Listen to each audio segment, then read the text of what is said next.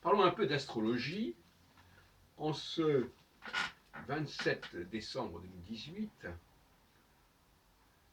au niveau des dispositifs, au niveau des systèmes traditionnels, je commencerai par Mercure, dont on dit que c'est une planète neutre en astrologie. C'est la planète neutre. Et on pourrait dire que d'une certaine manière, c'est la planète centrale, ou la planète, comment dirais-je, c'est la 7e planète, puisque autrement il y a des couples.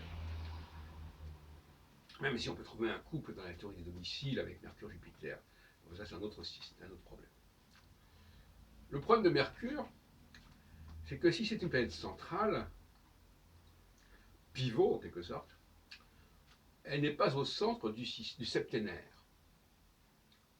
Même si, dans les jours de la semaine, le mercredi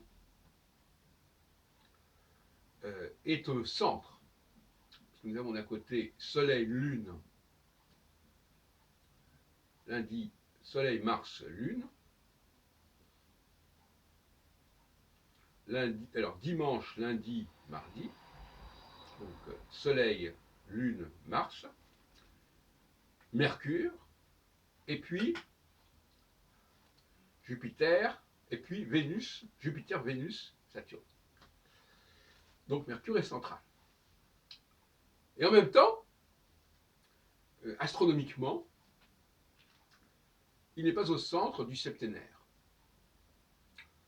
Entendons par là qu'il devrait être à la place de Vénus, en fait. Il devrait y avoir d'un côté Soleil, Lune, Vénus, puis ensuite Mars, Jupiter, Saturne, et au milieu, Mercure. Et ce n'est que de cette façon que l'on peut comprendre pourquoi c'est Mercure qui est devenu la planète centrale, la planète neutre, la planète ambivalente, comme on voudra. Donc ça nous interpelle au niveau même des noms des planètes, car ce système est un commentaire d'une réalité astronomique. Tout est commentaire de tout. Donc c'est un commentaire d'une réalité astronomique qui n'est pas celle que nous connaissons, qui nous est parvenue. Donc j'en conclurai que la planète qu'on appelle Mercure et Vénus, et la planète qu'on appelle Vénus et Mercure. D'ailleurs, dans le système des domiciles des planètes, on place effectivement Mercure plus près du Soleil que Vénus. Et là, donc, il y a un problème aussi. Il semble qu'il y a des interférences entre l'astronomie et l'astrologie, et que l'astronomie soit décalée par rapport à l'astrologie. Ou que l'astronomie ait modifié le système antérieur.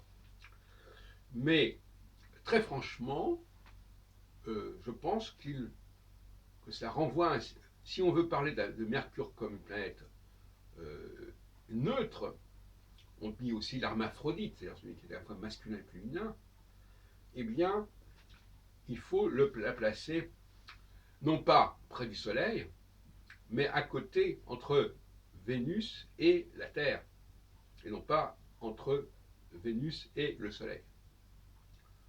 Donc ça me paraît important. Par ailleurs, j'ai dit l'autre jour qu'il y avait un couple Mercure, un couple Soleil-Lune face à un couple Jupiter-Saturne. Jupiter-Saturne était en quelque sorte l'octave supérieure, on voit une expression que cher André Barbeau, mais qu'il utilise pour d'autres raisons, de la Lune et du Soleil, pour des raisons qui sont numériques, c'est-à-dire Jupiter correspond à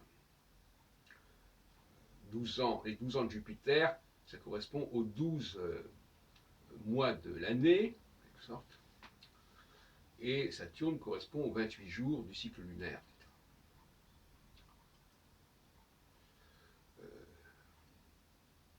Donc, en fait, on a une polarité, Mercure, Soleil, Lune en haut, Jupiter, Saturne en bas. Et entre les deux, on a Vénus en haut et Mars en bas. Et au milieu, on a Mercure. Alors ce n'est pas ce qu'on a aujourd'hui, mais c'est comme ça que je reconstitue le système. Je terminerai en disant, je voudrais parler d'Uranus, auquel je me suis beaucoup intéressé, notamment dans mon ouvrage, dans ma petite brochure L'astrologie sensorielle, parue en 1976. En réalité, il y a des choses très intéressantes qui sont dites sur Uranus en astrologie. Donc, évidemment, c'est une astrologie contemporaine. Notamment cette façon de dire qu'Uranus, c'est la planète de l'individualité, de l'originalité. Et c'est intéressant parce que il y a effectivement, au niveau de la société, on part de la base, qui est très peu originale en fin de compte. Et plus on monte vers des planètes plus lentes, plus on trouve l'originalité. Jupiter, ce serait un peu la classe moyenne en quelque sorte. Et Saturne, c'est la classe supérieure, et cette classe supérieure, elle est dans l'originalité. Elle est dans l'individualité, c'est un luxe de la classe supérieure. Tout en bas, on n'a pas d'originalité, on est dans la masse.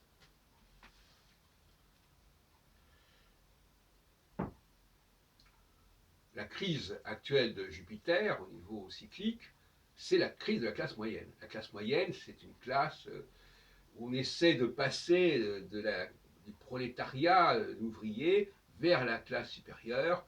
Et c'est toujours une situation un peu intermédiaire, qui est aussi celle des Gilets jaunes, pris un peu entre la campagne et la ville, etc. Et donc, moi je propose, puisque je ne m'intéresse pas aux planètes au-delà de Saturne, je propose d'associer Uranus à Saturne. Vous savez qu'Uranus est le père de Saturne. Donc, à mon avis, il y a un couple Saturne-Uranus qui existe, qui m'intéresse parce que les astrologues contemporains disent parfois des choses inspirées, parce qu'effectivement, pour moi, Saturne est indissociable de la dimension uranienne que les astrologues modernes ont donnée à Uranus. Mais on sait très bien aussi que Uranus est lié à Saturne parce que on lui a attribué le signe du Verseau, qui initialement était un signe saturnien.